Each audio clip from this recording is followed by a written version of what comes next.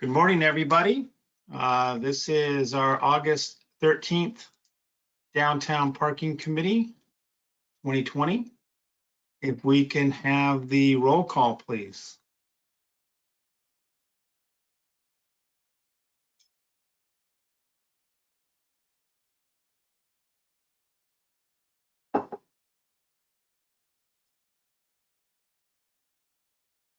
Committee Member Pratt, Here. France, Yep. Present. Labrie, Newkirk, Here. and Chair Pinner, Here. and Janeway excused. Thank you. And if I could note, I just received a text that Mr. Labrie should be joining. He should be popping in here. So hopefully we'll get that up and running. Okay, thank you. But we do have a quorum with those present. Item number 3, announcements.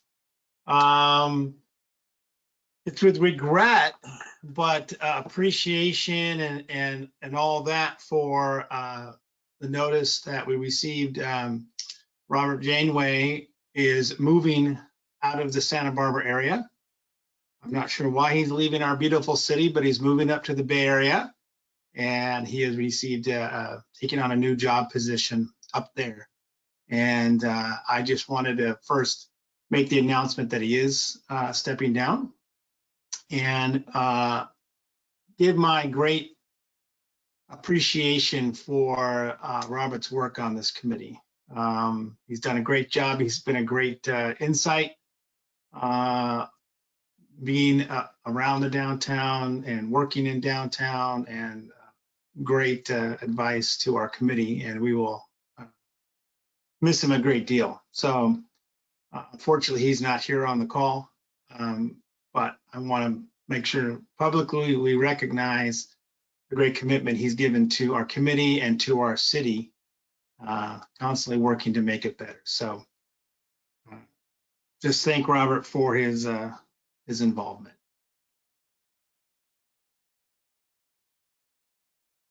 Any other announcements?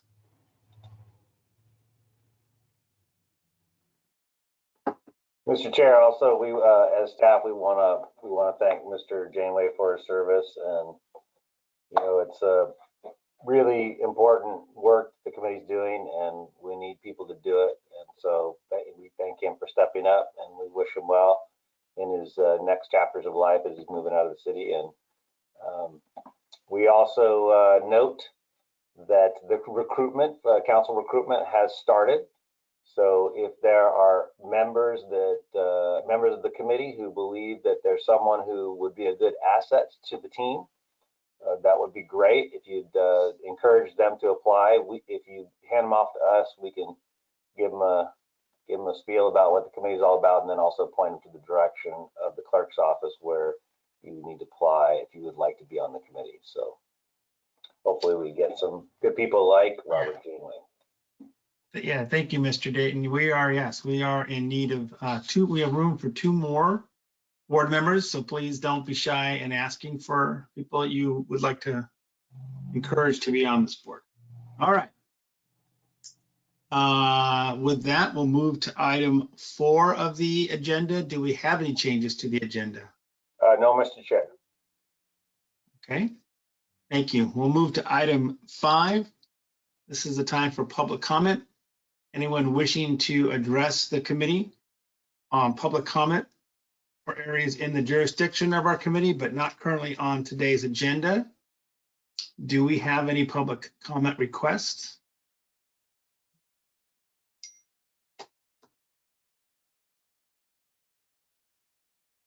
Okay. Seeing none on public comment. Is that correct, Sarah? That's correct. We don't see any hands raised here. I apologize, a little delay. Thank you very much. We'll move to item 6, the approval of the minutes. from July's meeting, July 9th. We have a motion to approve.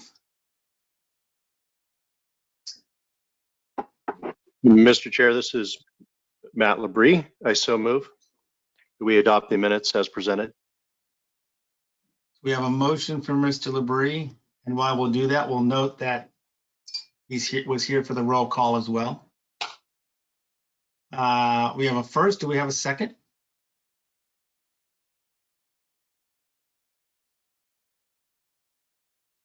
This is Ed France. I'll second that. Very well. We have a first and we have a second. I think if I recall, we have to do a roll call vote because of the technology. That's correct. That's correct, yes. Committee Member Pratt, I approve. France, Approve. Labrie, Approve. Newkirk, Yes. and Chair Pinner. I will abstain since I was absent from the meeting. Thank you.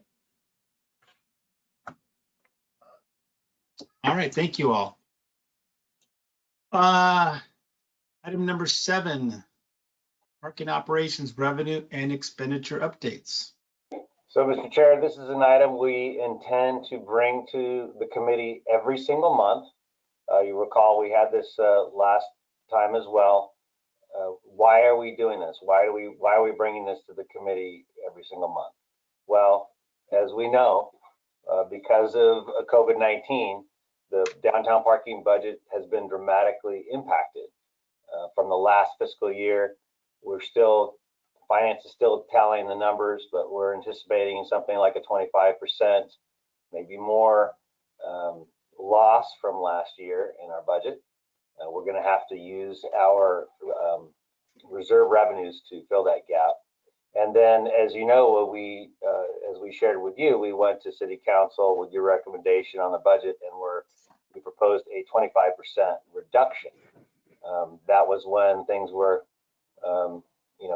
maybe we'd get out of the woods, maybe we'd get back open. We're still not sure about what's going to happen, what's the new norm, even after the governor does open. We want to have this item so we can go month by month and begin to peel back what the budgetary picture might be. We really want to keep our eye on the ball. We want to be able to pivot. We want to be able to be flexible as we deal with uncertainty in the financial realm in terms of our customers. Without our customers, we're not actually bringing in revenue, and it dramatically affects our budget. So Ms. Clark is going to walk us through just some high points and have a Q&A time, a little discussion about it. Take it away, Ms. Clark. Thank you, and good morning, Chair Pinner. Good morning, committee members. So as Rob discussed, we're going to just go through briefly and look at what our current position is as regards revenue and expenditures, and compare that to where we were this time last year. We were certainly anticipating a large hit to our revenues given the closures downtown and the way that has affected demand for parking in our parking lots. The budget that we submitted, the revised budget that we submitted, accounted for a 25% reduction in revenues. So far for July 2020, we've taken in about $401,000. Last year at this time, we'd taken in about $831,000. So we're actually off by about 53% right now on the revenue side. On the expenditure side, of course, that also does come with some savings. As we've discussed previously, we've gone to more of a holiday schedule operational model for our lot staffing. So we're staffing reduced hours, which is saving us some money on that side. So we, at this point, last year we'd spent about $700,000, whereas this year we spent about $500,000.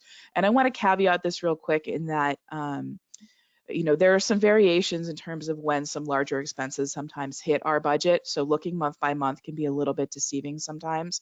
For example, this $540,000 number, we haven't yet made any payments on our marketing contract with the DO. We haven't yet made made any payments to our contractors for their work in the plaza. So there are some large expenses that were accounted for last year that we haven't yet accounted for this year because those just haven't hit our budget yet. Net for our operating costs, last year we were up $137,000 in the black just for operations, whereas this year we're about $139,000 in the red so far. We have a greatly reduced capital program. We've stripped it back basically just to essentials this year. So last year, for the way that the transfer from our downtown parking fund to our capital fund works is that they break it up into 12 even pieces. So we have our capital budget that we submit at the beginning of the year, and then each month an equal portion of that is transferred to the capital fund. And so last year that portion was about $64,000. This year it's only $18,000 because, like I said, we do have that reduced capital fund. And so where that leaves us for the fund, and when we're talking about our reserves, last year we would have added about $73,000 to our reserves for July, although again, the calculation doesn't really work quite that way. Whereas at this point, we've used about $157,000 of reserves, and we anticipate that number to be larger as we go forward again. And some of those larger expenses do start to post to our budget. Slide. Okay, and so how did we get there? We've been sending you some occupancy reports with each of the past few meetings, but let's take a look at our July occupancy. As you can see from the slide, our weekday peak occupancy is usually up over 70%. Now it's just down to a bit over 30%. On the weekends, it's a bit lower than that even. So occupancy is way down. You can go ahead and change the slide, please. And correspondingly, our revenues are way down. We're down closer to $100,000 in hourly revenue in the parking lots, whereas normally we would bring in over $400,000 in the month of July. Slide. And another place where we've taken a big hit is permit subscriptions. We are down about 15% in monthly permit subscriptions right now. So this time last year, we had about 794 paid subscriptions. This year, we have 668 paid subscriptions. We do have an additional 135 permits that are still, technically we still have those subscriptions, but they've asked us to put those on hold, so they're not currently paying for them. So in terms of the number of permits that are actually being paid, we're down about 15–16% right now. Commuter subscriptions, we've also taken a very big hit. We're down 26% in our commuter lots, so our total subscribership is down about 22%, and the revenues are off accordingly. We've also taken pretty big hit in terms of our rent revenue. MTC Theaters has not been operating, obviously with the closures, and so they have requested and been granted some rent relief, so we haven't been receiving our income from them either, which is about 50% of our total income from leases and renting out real property. Slide. Okay. So where does this leave us in terms of our reserves? And I have to, again, put a big caveat on this that we have not yet closed out the FY 2020 fiscal year. So we will not actually know what our reserve position is and the extent of the hit that we took in FY 20 until about October. So this is all just an estimate based on the numbers that we have so far. And this may change, and it may change kind of significantly going forward, depending on, again, where we close out. So in FY 20, at this point, we're estimating we used about $1.8 million in reserves. Like I said, that may fluctuate. So we started fiscal year 20 with $7.4 million of reserves. Those are our total reserves, and there are two components to that. There's what we call council policy reserves, which is the reserves that we are required to keep by policy. That includes disaster reserves, contingency reserves, and capital reserves. And then the other half of that, or the other portion of that, is what we call reserves above policy. And so those are the reserves that we have to spend on, for example, our capital program and things like that. So our reserves above policy had been in the neighborhood of about $4 million, whereas our policy reserves, I think, are around $3.1 million going into that year. So after using approximately 1.8 million of those reserves in FY 20, we started FY 21 with approximately 5.6 million in reserves. Again, we think this may change significantly, and we will come back to you once we have the final numbers of where we landed. At the rate that we are going in terms of our expenditures and our revenues, we would anticipate using an additional $2.7 million in reserves for fiscal year 2021. Again, this may fluctuate going forward, but that would put us at a year-end position of about $2.9 million in total reserves, which is under that council policy threshold. So that is sort of the big picture look at where we are at in terms of our financial position and in terms of lot occupancy and our hourly revenue. So if the committee has any questions. Thank you, Ms. Clark. Before I just mention questions, I did want to just also thank, and as Rob said, we will be seeing this every month. So it's important that we keep just touching base on this, and it's it's a fluid situation, and it's unfortunately a difficult situation.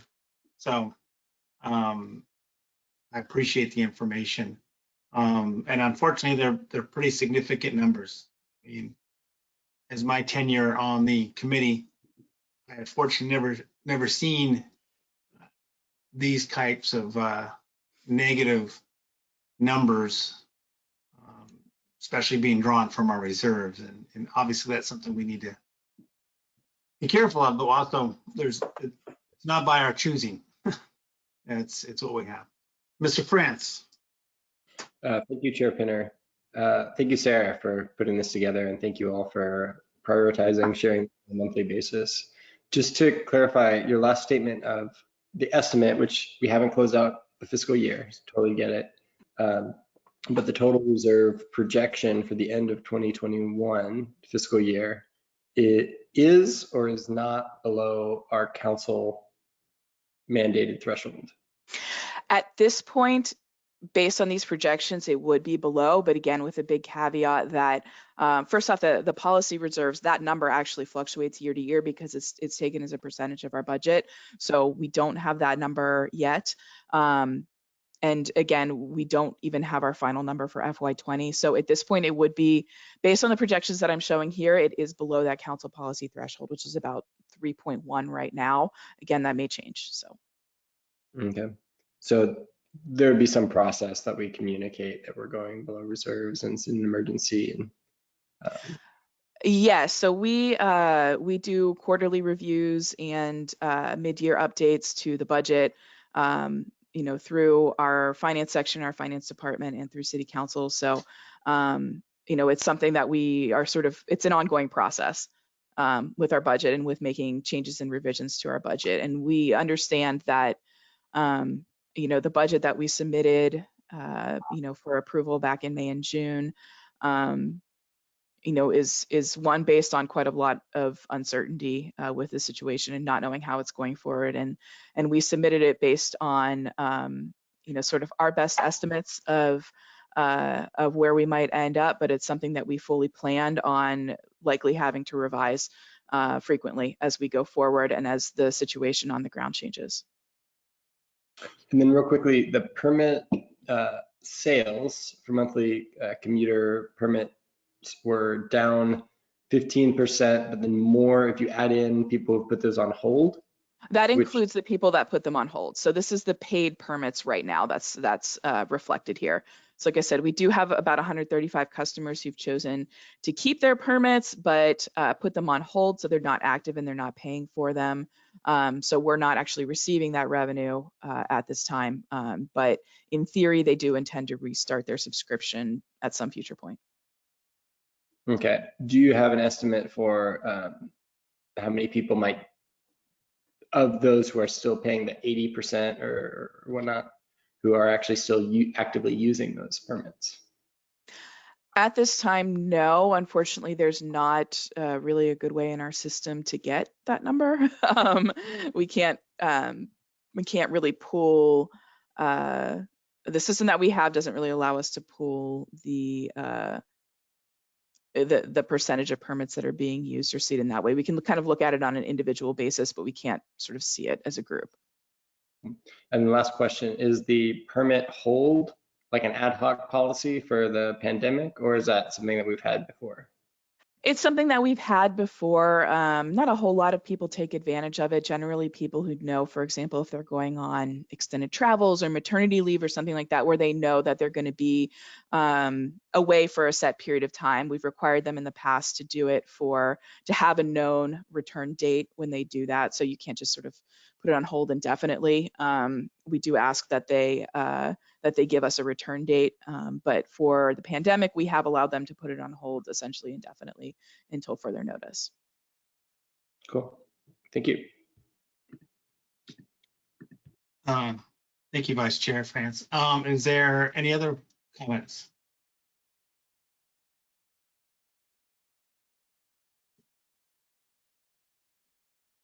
Okay. Seeing no other cameras coming on, let me ask Sarah. I want to just follow up on two things that Mr. France just said, and I do the on hold. This is just for the commuter lots, or is it for anybody who has a monthly permit? It's for the monthly parking lots. So the parking lot, the permits that we issue in our lots where we have hourly fees. So only Okay. those can be placed on hold because those are the proximity cards that we can remotely activate and deactivate.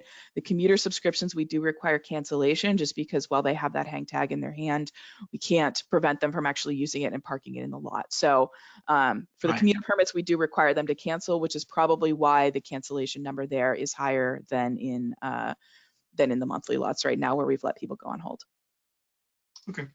So I think to Mr. Francis' comment, we may at some point, I know we had to react as quickly as possible and as appropriately as possible with regarding those permits, those holders. I don't, if some of those are in lots, that those permits would be considered very important because they're limited in a certain lot. And at some point, we would probably need to address timing of how long we actually go with allowing those to be placed on hold. So we just should look at that as a future item. I know it's not something to dig in today, but I think that's something that should be staff think about, and maybe in a future meeting talk about it. We can do that. So, all right. All right, I guess that's it for item. Yes, go ahead. Would you like to open public comment? Yes, thank you. I'm always, it's hard to do that when I don't see a lot of public because I can't see them, but we will appropriately, yes. At this time, we will open public comment on item number 7. As a reminder to members of the public who are present, if you would like to comment on this item, please use the raise your hand button in GoToWebinar, and then we can unmute you and you can speak. So we'll give you a moment if you want to use that raise your hand function. Okay, I don't see any public comment right now. Thank you. All right, I will close public comment for item number 7. Mr. France. Chairman, if I could just make a quick general comment. I really appreciate us getting these financials presented in this way, and I think it's really important for all of us just to shift our thinking. We were very concerned about our reserves generally, not thinking about an emergency, needing to have more bolstered reserves because of maintaining all of our capital infrastructure and the loss of other capital funds like the redevelopment agency. Post this, we will need to be in a rebuilding reserves mode. And I think we're gonna have to shift how we operate in order to achieve that goal. I concur. I think there'll be a lot of places in a reserve building mode after whatever after this means. But yes, very, very well noted that I'll comment that we've been concerned about our reserves. We're always pushing for reserves, and thankfully we have some reserves that we are able to draw upon. And that's what it's for these unfortunate types of situations. I guess we usually think about reserves being used for physical problems like damage to buildings from earthquakes or something like that. That's usually what's in our head. It's usually not something like this. So we will have to really be thinking about this as we move on to the next, as we get through this. So, all right. Any other comments on item 7? See no cameras turn on. We will move to item 8, access control system upgrades. Thank you, Mr. Chair, committee members. This is an item that we anticipated bringing to you. We also have this going to City Council this next Tuesday. So we couldn't put your recommendation, whatever your recommendation is, we couldn't put it in the council report because the council report is going to be posted, or it's being prepared, finalized and prepared to be posted today. What this is this is an upgrade of our system. Our system is very challenging in that it hasn't been upgraded and we need to upgrade it. We have this includes the actual computers in the kiosks. It includes a host of other items that make the system run better.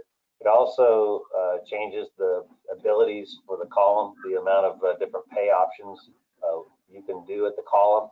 As you know, we've been moving to a contactless system and trying to get to the place where we can move people rapidly through the line without having them have to risk our employees and touching and stuff like that. This particular, right now, the way the column works is you put in your ticket and then you put in your credit card into the same slot. Just to give you an idea of how that would change, there's a space to the right of that on the column, and that's going to be changed with various payment options. So you're not going to put your card in the slot anymore. You'll have another way to do that. You can also use Apple Pay, Google Pay, contactless transactions. And then, Mr. Garza, is there anything I missed on that particular upgrade and why we're doing this? Yeah, so just wanted to, just a little teensy bit of background. The system that we have installed right now was put in place in 2006. The last major upgrade we made was in 2012.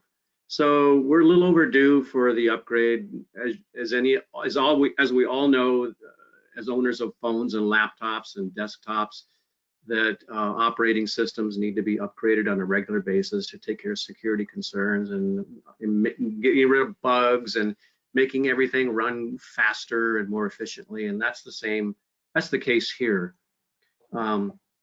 The one thing I wanted to point out that in addition to the contactless features that we're going to be able to deploy, the kiosketeers will remain in the kiosks to be able to take care of transactions that get, well, for example, a credit card that gets declined, or maybe gets somehow is not readable, or if somebody doesn't have a credit card or a mobile pay option available to them, then we can take the cash. So there's going to be a transition period when we start going to more of the contactless and after hours operations. But for now, we're going to be keeping the operators in the kiosk to be able to make sure that all payment options can be handled. And then, Mr. Chair, I just do want to note that the committee, and I believe Ms. Clark sent it to everybody, we sent a public comment from Anna Gott on this particular issue regarding, and the thing I want to call attention to is the LPR, or license plate recognition. This is not, this system does not have LPR. Of course, and the upgrades, as with now, and the upgrades in the future also would allow that. License plate recognition technique is required to have a public hearing at City Council. I think Ms. Scott points that out in her questions or in her comments. That's required to do it at City Council. And there are, the waterfront is taking the lead on that policy. They currently use that LPR for their permitting. And so we are working with waterfront, and we'll be a part of that. When it comes to City Council, we'll notify you when that LPR item, license plate recognition tool, goes to City Council. This particular item, item 8, and all the access control system upgrades do not include LPR. So I just wanted to make that clear in response to that public comment, and we'll entertain any questions you have. Thank you, Mr. Dayton. Thank you, Mr. Garza. I just, again, you remind everybody, you should also have received a copy of that email from Ms. Gott with those information. And thank you, Rob, for noting the issues about that this is not taking a license plate recognition at this time. We're not looking at it. It's not part of the system. But the system is capable at the future if we come to those arrangements and meet those standards of City Council approval, available to do so. Am I correct? That's correct. I was going to add that. Not taking it. I was going to add that Can't hear the system Mr. as it Garza. stands now could accommodate an LPR system, but that's not the reason why we're doing these upgrades. We're doing these upgrades because the system is old and needs to be refreshed. And like Mr. Dayton said, the LPR deployment has to follow a process that includes that public hearing at council. Now I see people speaking, but I've lost audio for a minute here. So give me 1 second. I will try another way. You can hear me now, yeah? We can hear you. Can you hear us? I can. I'm have a little delay now because I'm actually listening through the same feed, but I'll try to fix my speaker. Let's move on. Is there other people that have questions from the committee on this?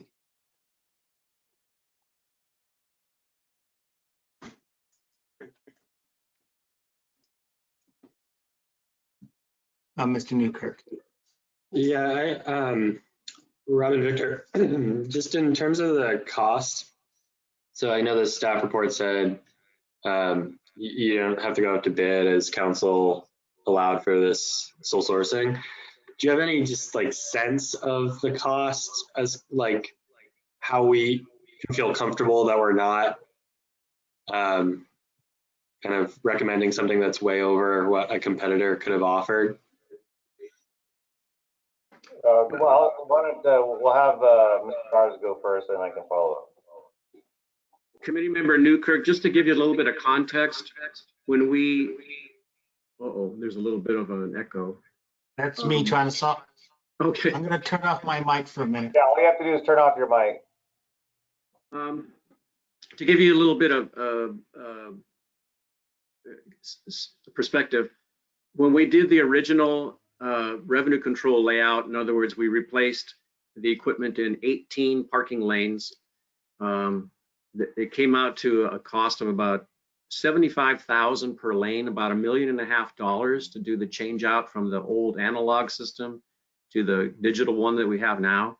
The upgrade that we did in 2012 cost about $50,000, and that was purely a software upgrade. And this one includes software, includes hardware, including some totally revamped features in the columns. And it also includes the mobile pay upgrades. We're getting a lot more than just a software upgrade. So we believe that the cost is reasonable. We have negotiated that cost with them. They proposed a cost that was quite a bit higher than this one, and we were able to negotiate it down. So we're very comfortable with the cost that we're going to be paying for this upgrade. That's really good, Mr. Garza. I would just add, to get to that question in a little bit different way, is you know, Skidata is our current vendor. But as you will recall, we went down to the International Parking Conference last year. We took a crew down there, and one of the big questions we had when we went down there is Skidata the people we should stay with?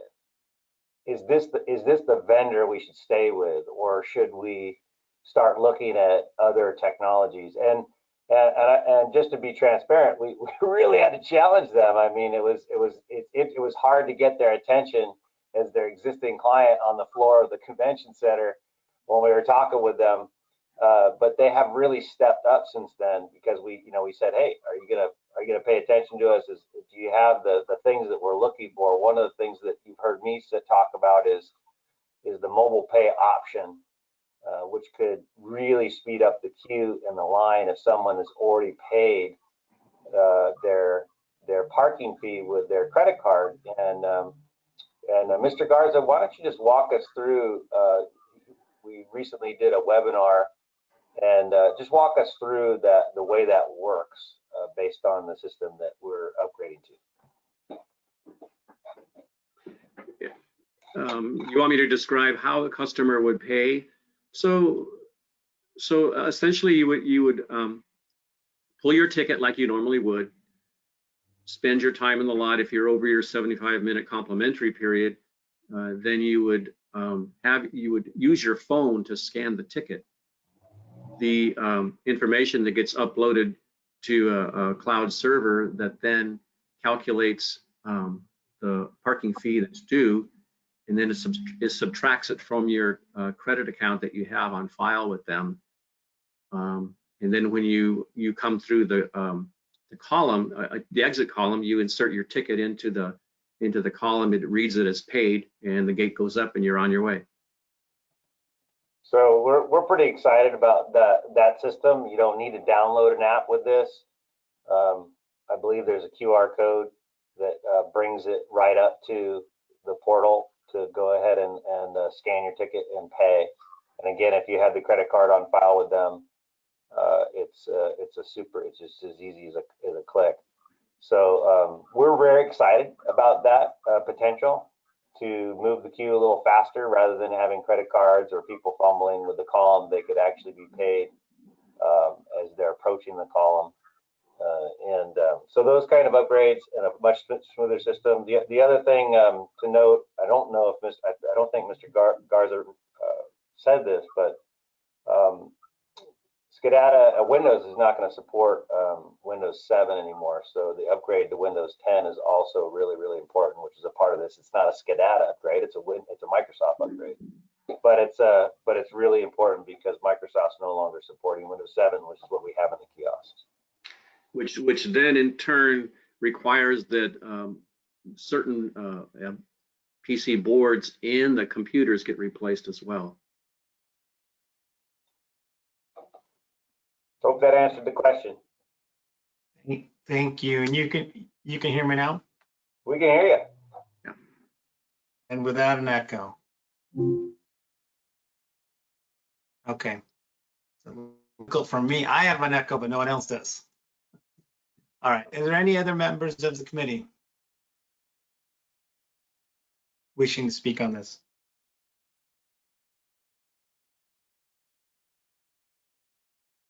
So then, Mr. Chair, if you want to do public comment, and then we can come back to comments. Thank you. Sarah, can you open up public comment? Sure. For members of the public who would like to speak on this item, go ahead and use the raise your hand function in the GoToWebinar portal. And as you noted, we did receive written public comment from Anne Marie Gott prior to the meeting, so that's been entered into the record. It doesn't look like we have anybody wishing to speak on this. All right, thank you. I just want to add a comment on this, Mr. Dayton, since this is City Council on Tuesday, you're seeking a recommendation from us that you can present at the meeting? That's correct. That's a question for you, Mr. Dayton. That's correct. We are looking for a recommendation from the committee to City Council on the upgrade of the access control system. All right, thank you. Before I move to seeking a recommendation, does anyone else have any questions or comments for staff?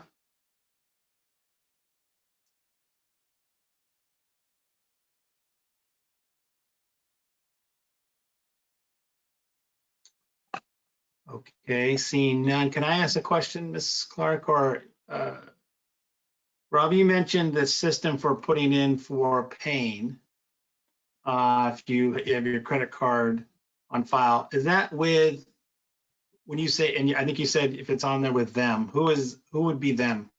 SCADATA, it's the SCADATA organization, and there's a module that we're purchasing that gives us that capability to access mobile pay.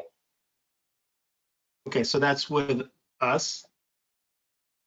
It's with SCADATA. It would be their host, their cloud, and but all of our payments are running through their system. So I think it's if I got that right, Ms. Clark. So it's rather seamless. Yes, Okay. it's a hosted system, so it's through SCADATA cloud-based. That's the mobile payment system. The normal credit card payment processing continues to run through our servers the way that it does now. So, Okay. and just a note regarding your recommendation, the recommendation on this is actually that council approve the appropriation of funds, which is what we have requested from them. So just want to make sure that we're being consistent with our published agenda. Okay. So at this time, I'm seeking a motion to make that recommendation to City Council as outlined in the agenda on item 8.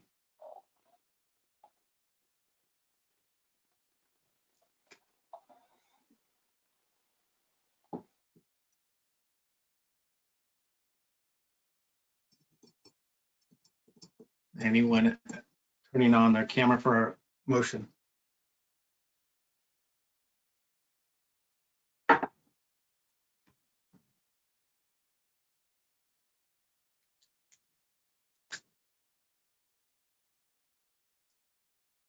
Crickets. Mr. France, Motion to support the staff recommendation for access control system updates. as outlined in item 8. Yep. Okay. I have a first.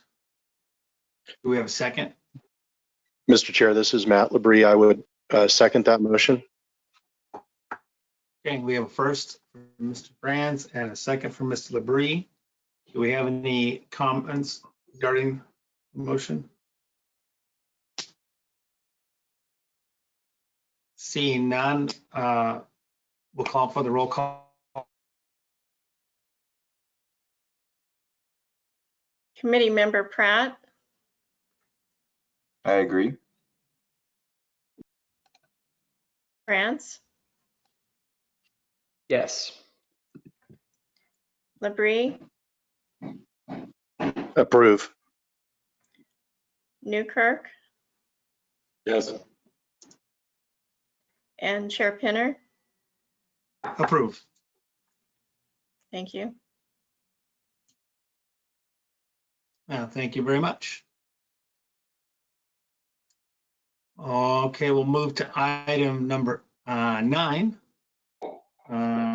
Downtown Plaza Activity Act. What's going on, Mr.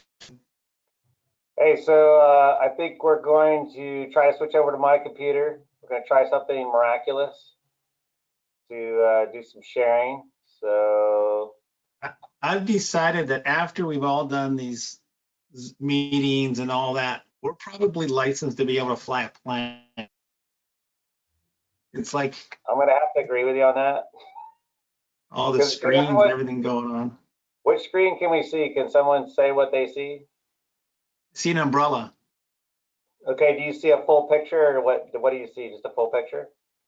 A Like- picture on the left and a smaller picture on the right with says no notes. Okay, let's see. Rob, we can see your slideshow, but it's like the slide viewer. Okay, so do I have to move it to a different side maybe? There you go. That's your PowerPoint. Did the same thing happen? Yes. Yep. We see It your, just shows the next slide. Okay, well, I think I'll just go from here. I can't see exactly what you're seeing, so it's a little traumatic, but I'll try it from here. We just wanted to walk through where we left off last time. This is the evolution of what's going on downtown and what's happening with the flexible and nimble. Wanted to walk you through. These are actually in order of chronological order. So I'm trying to keep everything in chronological order as things are happening. So since we met last month, we showed you everything that's happened since we opened in Labor Day. This is a continuation of that presentation, just to give you a taste of the things that downtown parking is doing as we continue to adjust to support businesses. And then also the other thing we continue to do is we continue to try to keep things safe. How do we keep moving and keep businesses open, restaurants open, but also be safe in a COVID environment? So just an opening. This is a parklet that was done on Mason Street against the Californian Hotel, and you can see what they've done. And one thing of note about this particular one is it's modular. It's not actually constructed by a contractor that did it in wood. This is actually a modular system, and these are becoming, actually there's a whole company that's doing modular parklets now. So this one is a flush with the curb, ADA accessible parklet. This is in their turnout next to the Californian on Mason Street. Here's a good example where Mr. Garza was able to accommodate the night lizard that wanted to move into the street, but then wanted to access directly from their door. So we put in some decomposed granite right to remove some plants, and then they provided the ADA ramp down into the street. So some creative things going on. One of the things that has gotten more serious since we met last is the upping of cases in California. So no mask, no entry has been the case. Sandbar has, in the 500 block, has also been doing temperatures. We noticed a lot of people have been taking temperatures now, and a lot more seriousness on whether when you're in the restaurant space to have your mask on. So we're seeing that happen. This is down on Helena. This was a pop-up take over the lane side of the street that happened. As you can tell from the next slide, it's half the street gone, half in the street. We actually had to tell Blue Water Grill that they could not do this without talking to their neighbors. They have since come up with a plan to do something very similar to this and block off more portions of Helena to do a one-way southbound. So we're going to be running that through the fire department, the police department this week, but it looks promising, and that we will be able to do it. Our team has been trying to meet in parklets ourselves and get a taste of the parklets doing, this is our monthly supervisors meeting at the Savoy Parklet. It's really changing the character. Some people have coined the phrase that the funk has been taken out of the zone and put into downtown, and it feels that way. It's not an anything goes, but it is more of a bend from where we were. That's less sterile and more inviting in the street. This is a success story that we did for Scarlet Begonia. This is, you can see the Arlington Tower. This is in the Victoria parking lot at our exit, which remains closed. They wanted to extend in the street. They could not at the time. So we said, hey, just take over the sidewalk in the back. We'll close the sidewalk for you. Trying to keep businesses alive. One of the things that happened with the county allowed barbers, actually the governor and then the county allowed salons and barbers to operate in the public right of way. That has changed. It actually, from just my personal perspective, it really has livened up even more of State Street and other areas. We'll show you more examples of that. And then the big thing that happened for us is that we were able to come to some terms on the 400 block. Many of you will remember the 400 block was not able to close. You can see the plaza at the 500 block in the background. So where the promenade starts in 400 block, because of circulation issues, was not able to close. And so we have the situation where what can we do? We need to keep two-way traffic for emergency access for PD and fire. And so this is our own crews essentially doing a parklet on the 400 block, parklets on both sides. We used K-rail. This is our crews installing the K-rail. Dion's crew did an amazing job. Mark Nunez, who's a member of that crew, organized this and got coordinated with streets. We used our own K-rail in this case, that we had some concrete K-rail, a little battered up, but we had it so we didn't have to expend extra money. And right after we did that, that same day, voila, parklets start to appear at the Himalayan Kitchen, using that one lane. And again, it's very similar to other places on State Street, where the tables will be either in what is known as the furniture zone or up against the building with the sidewalk traffic going through or next to the restaurant, and then occupying the parklet area. So you can see where we keep the right turn only. This is going northbound on State Street. We keep the right turn lane closed. We started with cones. So we started with cones to show the restaurateurs, here's where we're going to allow you to go out to. Again, this is the same day, so they're immediately putting out things in the right of way. And then we also put up delineators where there was places that restaurants were not going to put out anything, but they've all come out. We got Rocco's on the corner. We mentioned the Himalayan Kitchen, and on down the street on both sides, they've filled out the area. So what we have now is, you can see that new white stripe, which is a piece of tape. It's actually a sticker that shows where the bike lane is. The bike lane is in place on the other side as well, so two-way traffic, and then Aliven Street. We continue to see very intense activity and people desiring to be in the 500 block. The council has implemented a new rule on the ordinance, which is that masks are required in the 500 block. The governor's orders says that masks are required in public if you cannot safe distance at 6 feet. So the council found that the 500 block represented a location where you cannot do that.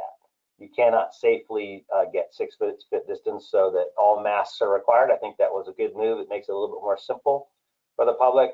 They also required that pedestrians only in the 500 block, which means that you're walking your bike, carrying your skateboard. We put out signs to accommodate this.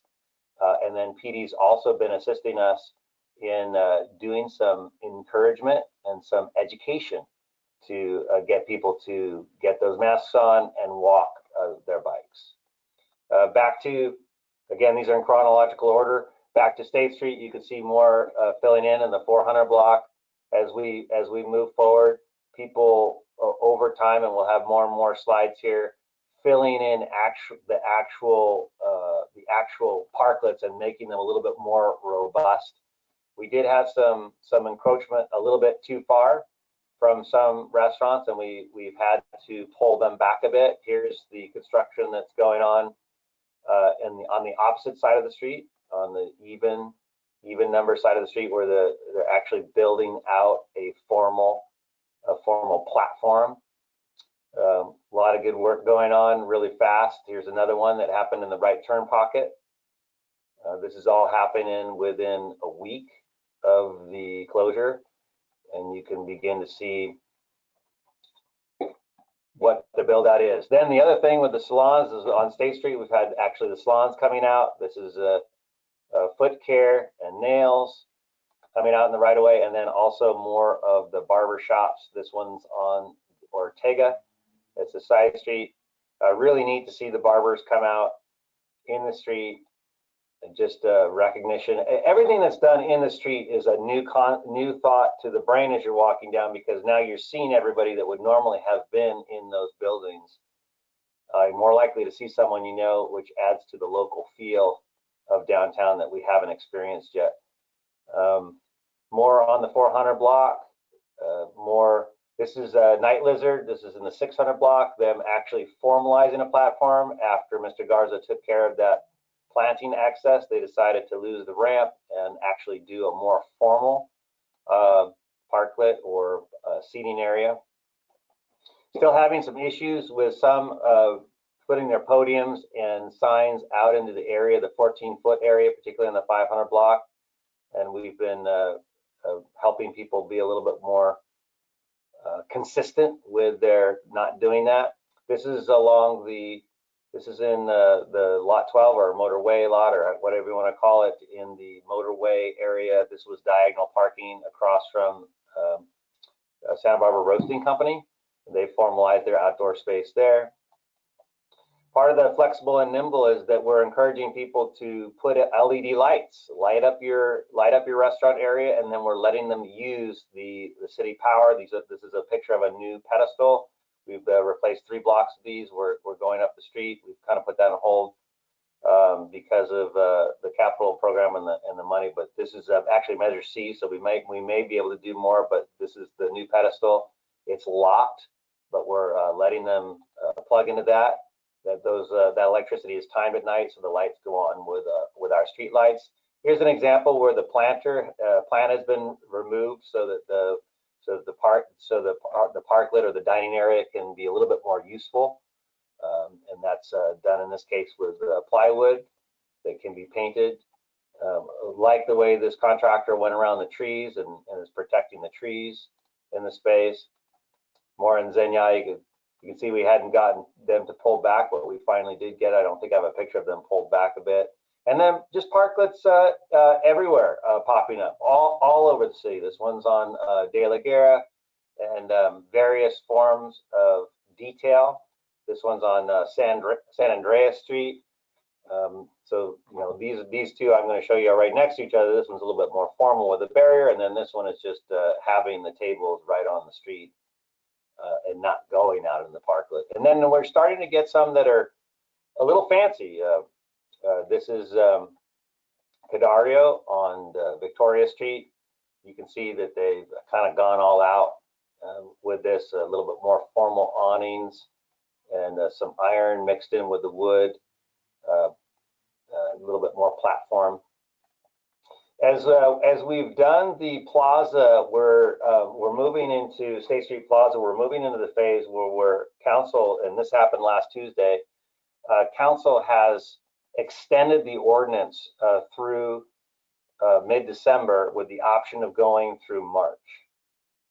They did that last Tuesday, and so now we're moving into a new phase that I would say is not temporary, but maybe called interim.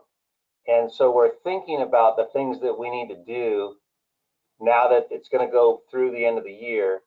What do we need to do to make it look, dare I say, less schleppy, maybe more organized, less of a construction project? So we're thinking about that, and Mr. Garza and his team are working on lighting. They're working on pots for the trees. Replacement of trees where they've gone tired or they haven't made it because of the transplanting process in the street where it's a little hotter than where they were next to the coast. And so we're thinking about how do we make it look better because it's going to be around longer. One of the things and this is the picture I'm showing you, is the mid-block crosses were flashing. We've gone ahead and turned those off. We're still working with traffic engineering to how the signals can best function now that we know it's going to be longer. That's one of the questions we're asking ourselves. We're thinking about bikes, which is something that continues to be kind of a conflict. What is the best way to do that? And then, of course, the ambassador team have been kind of the rock stars of the process, being out there monitoring the plaza, making sure that the plaza signs, in particular those signs at barricades, the barricades are constantly moving, and the ambassadors are putting them back. And then also being on the 500 block on Friday, Saturday, and Sunday from 11 to 6, handing out more masks and educating people about the importance of protecting one another with masks. So they're kind of the rock stars of the deal. Interesting, we're seeing retailers kind of spill out. This is in the 500 block, you know, where we've gotten the most activity, probably the best representation of possibility. But here's the rug owner actually just putting his rugs on the street. Not sure, you know, what you think about this, but it does bring a lot more color to the street and activity to the street, and probably more business for that person. And then finally, I'll just end with Victoria Street. I think you knew that we were looking at closing that, and we've done that more formally. We have the area, this is at the intersection of Chapala and Victoria Street, and we've placed the palm trees in such a way that the fire department can get through. I just kind of go back to that the slide right there. You see the 2 palm trees, and the fire department can get through there fast. And then this right here is the public market, and what they've done is a very, very nice, attractive job in Victoria Street. And then, sorry, these are in chronological order, so I'm jumping around. But one of the things that happened, this is now back down in the Mason, between Mason to California, and they moved they used to have their parklet out here, and they've moved it around the palm trees, much nicer.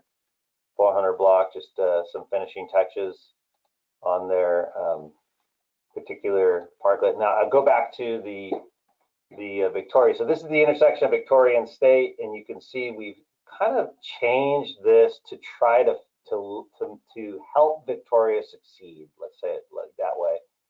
So as you're going up the promenade, you get to this, and the barriers and tree are placed so that the vehicles that are coming from Victoria on the east side of State Street, they're going to turn right. They're going to go turn right. They're going to go up, and so we've converted the 1300 block of State Street to be one way up. We've added some stop signs at Arlington, and then Mr. Garza's team has moved the parking to the other side, so all the perpendicular parking's on the west side of the street. But this also says, hey, maybe you should come over here to Victoria. So kind of looking at Victoria as the anchor, so to speak, of the plaza. You know, there's going to be more activity here, and again, this is the public markets, outdoor space, and then the Scarlet Begonia has gone out into the street. They've created a platform now. In addition to that side area we gave them along the Victoria lot exit, and then Oleo Limon, which has created a parklet area in their front with some plantings. And then finally Bouchon, which has formalized their parklet area a little bit more high end to go with their location. So that's a chronological walkthrough what's been happening on State Street with parklets and the evolution and how downtown parking is playing a role. And we'd be happy to answer any questions that you have. Thank you, Mr. Dayton. Those are a lot of great pictures, great representation of what's going on in our area, and obviously a lot's going on in our area. Not quite sure what we expected when the city started this process here and to try to help out all the businesses, but I want to thank staff for everything that you've done on this. I know it's a tremendous amount of extra work. I do have a few questions. Just clarify for me if you would. I know last week, as you say, it got recommended to the end of the year with the option of going to March. What's that trigger mechanism for going to March? It is. I think it's. I forget the official date, but I think it's either the 12th or the 18th. I remember of December. I know that I'm not sure exactly what the trigger is. It might be a check-in with council, or in fact, it might have actually been given to Paul Casey as a decision to actually do that. I think actually, now that I'm thinking about it, it's probably the latter. to give Paul the flexibility, the authority to move it forward. The challenge we're facing, of course, is that we are not exactly sure what's going on with COVID. It has been something that has presented uncertainty in terms of opening. And right now, more than ever, these restaurants are completely closed. You cannot eat inside. That is the state. So we've taken a step back from the day we opened. There was a little bit of, you could be a little bit, I think we went up to 50% inside. Now we're 100% can't be in, it has to be outside. So who knows what'll happen in the next 3 or 4 months. So that's what the council did. They created flexibility. All right, thank you. Couple other questions I had regarding the 400 block.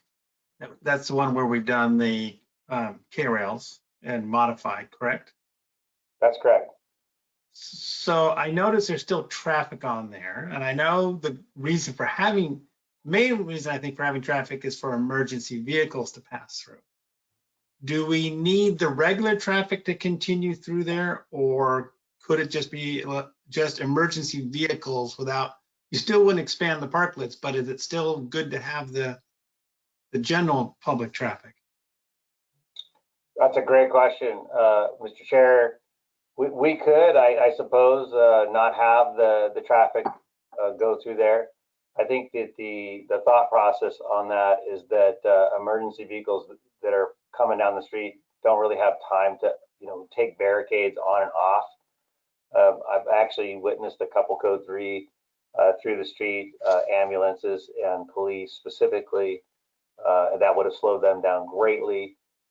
The other thing is that if we did close that to traffic, it does come at a cost. There's no question about the cost, the congestion cost of closing that. So I think that the collective wisdom is that we, since we're going to keep it open for emergency vehicles, we will also continue to have the public driving through that location.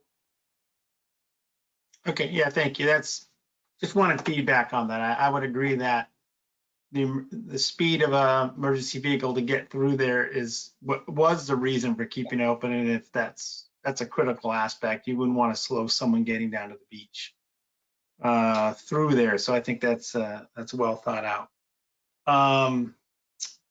One other question I have is, we have talked a great deal sort of about the changing impact or use of our ambassador program. It's sort of gone from a hi, how are you? Here's a map, and obviously eyes on, watching what's going on the street.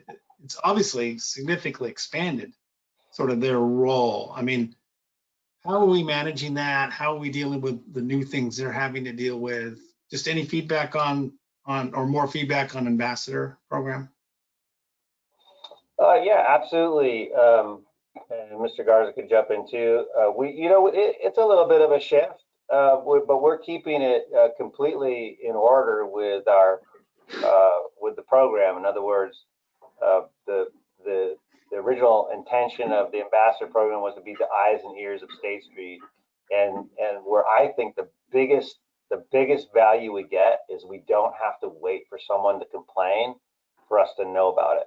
The ambassadors see stuff, they're logging it, they're recording it, they're passing it on to the right person so that things get done before someone has to muster a complaint. And just so you know, when someone comes to a place where they're complaining, they're actually looking for a telephone number, it's a bad moment for them, and it just breeds a lot of ill will. So they're continuing to do that in the aspects of the plaza and the ever-changing pieces of the plaza.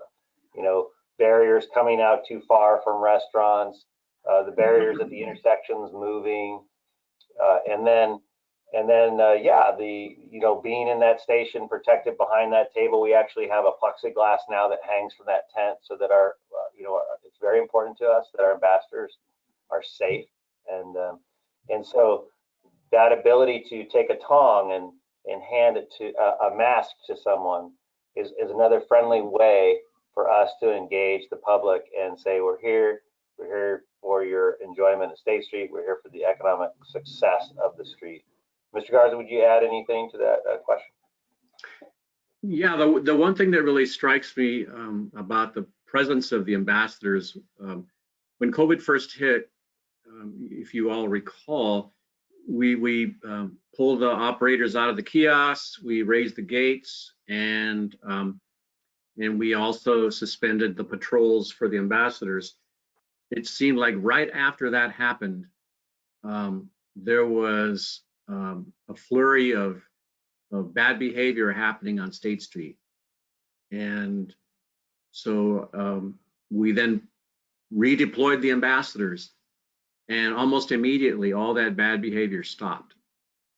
So we can't minimize the value of the presence that the ambassadors provide. Just that look of a city authority out on the street, even though we don't have enforcement, just the mere presence, the people knowing that they can go to them if they have a question or a complaint or a concern about something.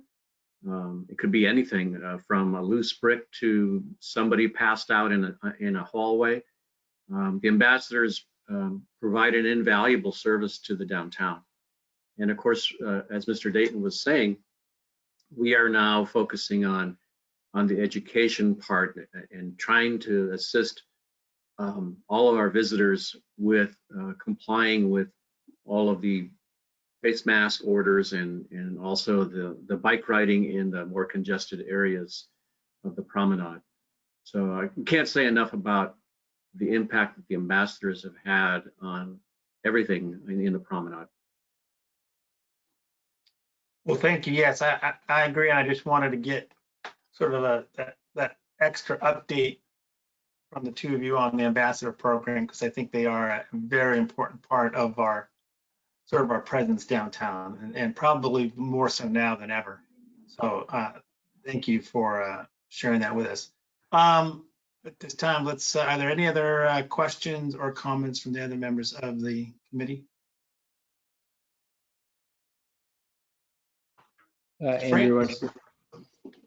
Or whoever wants to go first. I'll ask, for, obviously the weather's pretty good right now for all the outdoor seating and businesses. Are there any thoughts about what we do when it gets colder? Like in terms of heating, obviously it looks like a lot of these parklets are putting in a lot of vegetation, and then, along State Street, there's a lot of existing trees in place. Is there any idea about how we might continue kind of the interest in the like outdoor seating once the weather turns a little bit, so that it's maybe not as ideal to be outdoors, especially in the evening? Yeah, it's a really, really good point, and I think we need to. We need to see that. We need to see what that looks like. When you're in Europe, and you see streets like this where it's pedestrian oriented, you can see that they really are staged for all seasons, even hot. So they'll have a lot more covering. They'll have side things. They'll have heaters. They'll have misters. They're really set up for it all. And the one thing I did not mention that it's important to mention. So thank you for the prompt, is that the council has initiated a long-term planning committee for State Street that is made up of Council Member Harmon, who's the chair, Council Member Snedden, and Council Member Oscar Gutierrez. So those three are setting out a course to talk about what is the future of State Street and could it be permanent. And those are some of the things that, if they decide that the purpose of State Street in the future is going to be primarily for pedestrians and bikes and not vehicles, that'll be one of the questions that we'll have to talk about is how do you get that outdoor experience through all our seasons. And I'll follow up with a comment. I kind of mentioned this last time, and I'll probably be a broken record on this. Whenever this comes up, is like I would hope that isn't the first question that committee asks themselves. I hope that's just a given. I don't know why we would revert back at this point to an auto-centric State Street, as well as the the zero blocks. I think this is just an illustration of that we don't need so much right-of-way dedicated to automobiles. And this, we're expanding the floor area for tenants. That's a good thing. It's a much better streetscape. It's a more pleasant, even in this kind of ad hoc environment, it's still a much more stimulating place to be than it was, early in the year. And it also has a benefit for us that getting rid of a lot of this on-street parking forces people to use the downtown parking infrastructure. So where we have these vacancies in our lots, we have this on-street parking. I mean, I know we'll need to consider, some ADA parking, maybe like the Grubhub type parking, the Uber and Lyft and deliveries and all that stuff. It's not that there can't be any on-street parking or loading zones, but this is a proof of concept. So I would really hope that we don't even ask ourselves, should we go back to what we used to have? That seems like a bad first question to ask ourselves as a city. So hopefully we can move forward with kind of not asking should we do this, but what should the permanent orientation look like? So I'll leave it at that. Yeah, I think that's really good. I think the question that the committee's asking is, what is the purpose of State Street? And I think that's a higher level, 60,000 foot question. What is the purpose of State Street? And I think one of the biggest parts of this conversation is not going to be as much about automobiles, although that could come up as we have a broad community process, as is typical for Santa Barbara. I think the bigger issue is going to be how do you accommodate bikes and pedestrians? And so that'll be a very interesting discussion. Yeah, thank you, Mr. Newkirk and Mr. Dayton. Before I go to you, Mr. France, I was reminded of another question with weather. Have we given thought if we are going beyond, say, November, and you never know with our weather whether we get rain, but with all these parklets, I see a significant problem with moving water from the top to the bottom. How are we addressing that? Is there any liability issues? If there were small flooding in an area, how's that being addressed? It's a really, really great question and point. And the answer is it's probably partial. Some have and some haven't. So we have been, our guidelines talk about that. And then sometimes people have put in a platform before we get there, and they don't have as much of a gap, or they don't have as much of a way. And then the other thing that's true is that if we got a huge deluge of water, probably even some of the ones that have gaps may actually be an issue. State Street tends to carry a lot of water on the street and not in pipes. So as with other areas in the city where we might find parklets. So it's going to be a really interesting aspect of the program. The other aspect is if they get wet, do they start warping and twisting and need to be replaced? So does our guidelines mention that the parklet should make accommodations for water flow? We've addressed that as far as recommending it. That's the correct. Enforcement may be different, but we've asked for it. That's a part of the standard. Okay, thank you. Mr. France. Thank you, Chair Pinner. Thank you, Mr. Dayton. I think all the parklets should just double as docks that can just float, be anchored, right? Just kidding. So I just want to appreciate all of the parklets, all of the reuse of space that's happening, not just on the State Street Promenade, not just on the zero blocks, but in other locations in the city. And thank you for showing some of those examples. And I think it's key that this is all adaptable as we enter into different seasons, as we've extended through December with this. So we're getting out of temporary and into interim. And the key thing here is that we're adapting quickly, and that means changes need to be made on the fly. Mr. Dayton, if you can believe it, I'm about to play my harp. and harp on the 500 block a little bit. And it is really interesting looking at both the 400 block and then the 500 block. Here we have the 400 block, and it's totally understandable. Emergency access, one-way streets, the State Street underpass, which is the only underpass, it's not a freeway underpass, and it's actually crucial to serve those blocks. So there's traffic issues, there's emergency access issues, and the city has done everything it can to serve the businesses that are adapting, but also maintain the needs for transportation and circulation there. It's interesting that on the 500 block, initially, that was the one block that was so congested that it needed to be a dismount zone, and that was a point of conflict. And then additionally, it's become so congested that people can't safely be 6 feet away. And so it's become a required mask zone. And I've said it, I'm gonna play that harp a little bit. We need to look at what the guidelines are in that type of space that we know is gonna be impacted, because the promenade is circulation that we want to make sure is there, and we're in a pandemic. And so people have anxiety, even if they're wearing masks, around being so close to people. And that is a weak point for us, for our promenade system. And I think that whatever updates in the guidelines, we need to look at, like, we've bent over backwards to be adaptable, and the businesses have taken us up on our support, but we're balancing multiple factors. And I would like to see a continued look at the balance of factors, especially on that block, which it's an issue. It's an ongoing issue for bikes and for people. And the more that everyone feels safe and is safe for the pandemic, the more that ultimately our whole system is successful.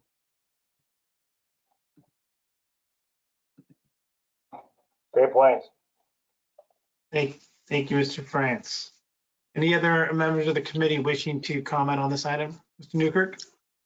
Yep, sorry, I had one other comment. Rob, when you mentioned, kind of looking longer term and maybe getting a little more away from kind of the ad hoc look of things, I'm probably on the side of thinking Santa Barbara is a little too prescriptive generally on aesthetics. So I kind of like a little bit of the ad hoc. I think that's fun.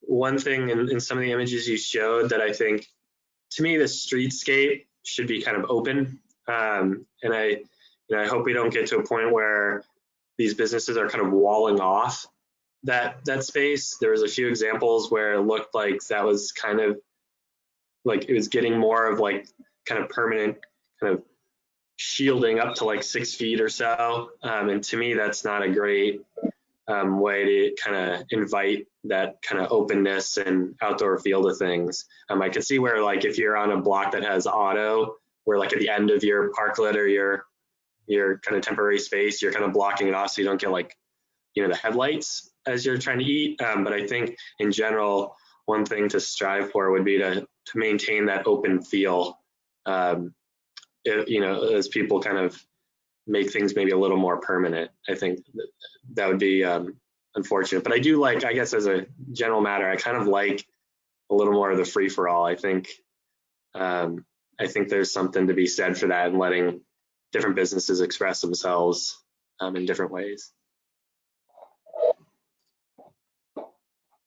Thank you, Mr. Newkirk. Well, And Mr. Chair, this is Matt. Mhm. Yeah, I just wanted to add and make sure that everybody is aware that the AIA has already started a very large-scale charrette effort on the downtown core. And in particular, there are some teams that are working specifically on State Street, kind of the ground level experience. And because of the need to do all this virtually, very different than a typical charrette that's done kind of in person with pencils and papers. This is done virtually on Teams, and this is maybe a comment and a question to staff. Do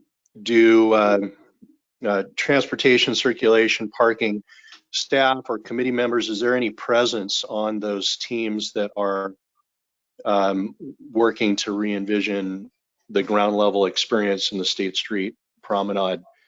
And then just an encouragement to the committee members and anybody else participating in this call to, stay informed and be aware of what the AIA charrette is doing. I think it's going to take, I think a month, and it's already kind of kicked off. So it's underway. So I'll maybe staff, you could comment. Absolutely, thank you, Committee Member Labrie.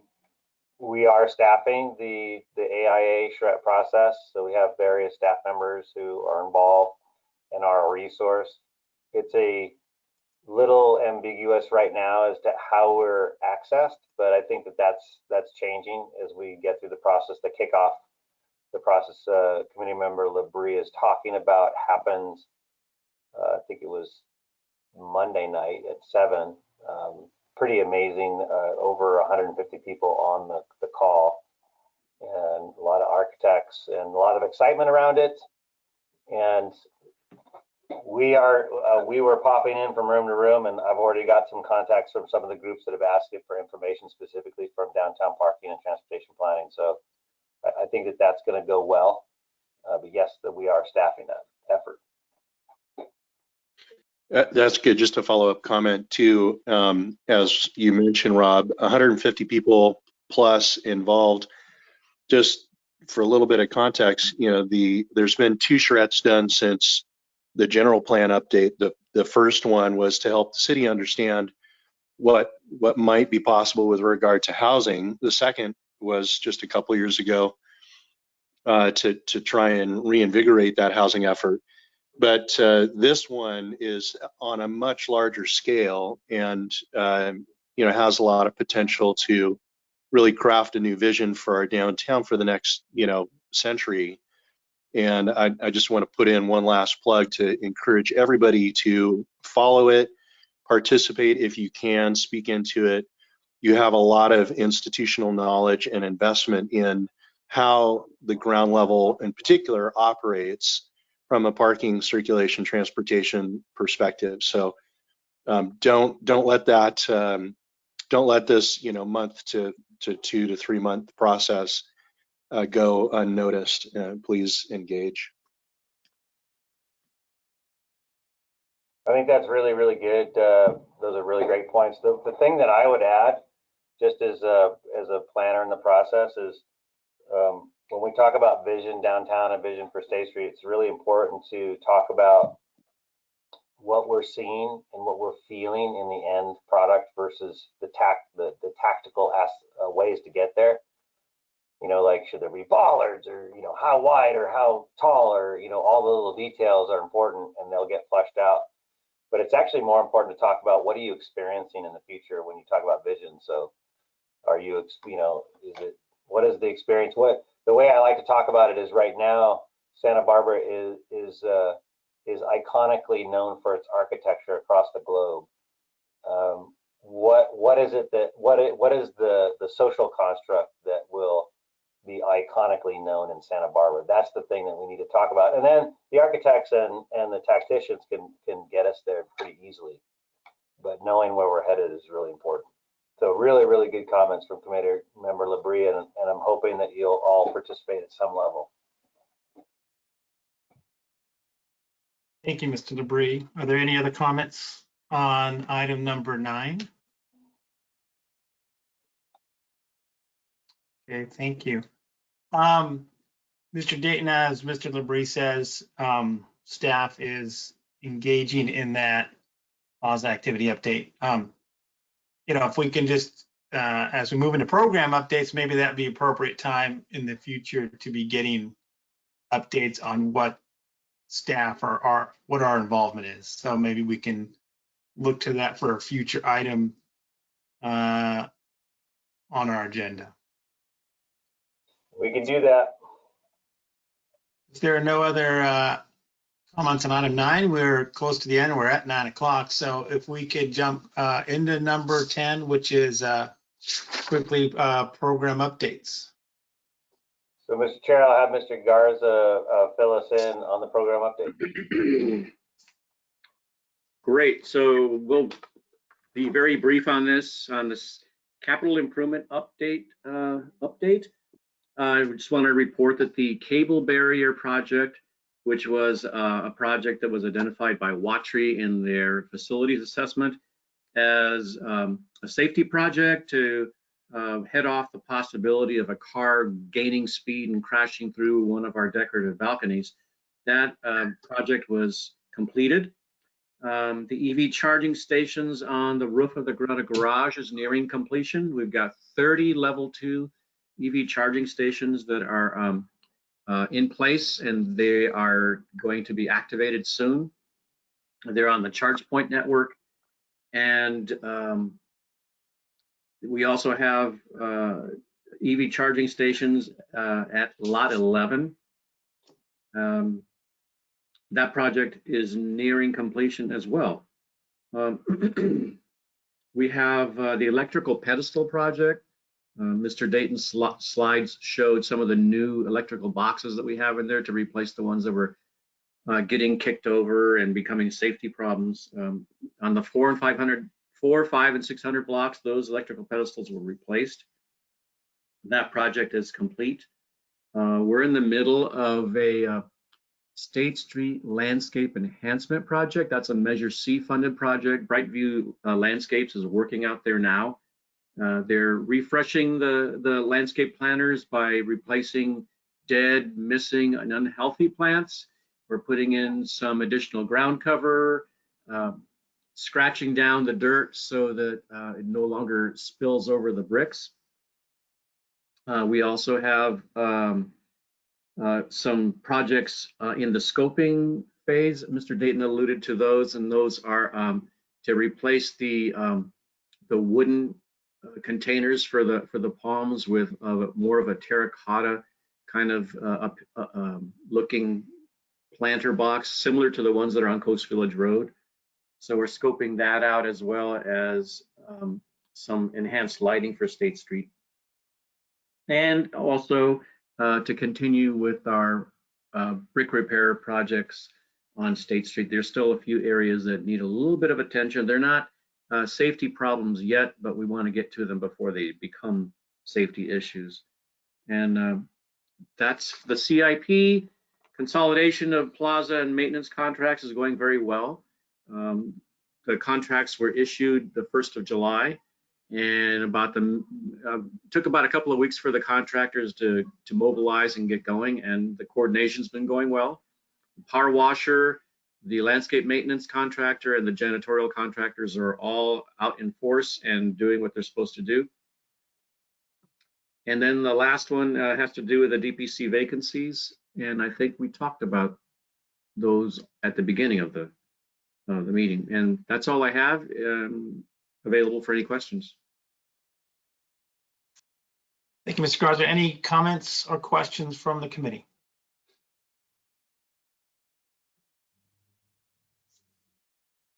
Okay, seeing none. Thank you for the report and updates.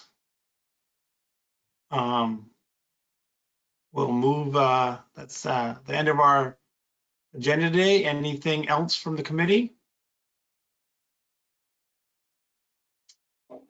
Okay, seeing none. Again, I just want to reiterate again and thank staff for all the work they're doing with this health crisis we're dealing with, and appreciate the extra effort and the ingenuity and imagination. And it's kind of potentially very exciting where this might take us. All these things are happening around downtown. So thank you, staff, very much appreciated. With that, we'll move to item 11, which is this meeting is now adjourned. Thank you, Mr. Chair. Thank you, everyone. Thank you, Chair Penner. Thank you all. Thank you all.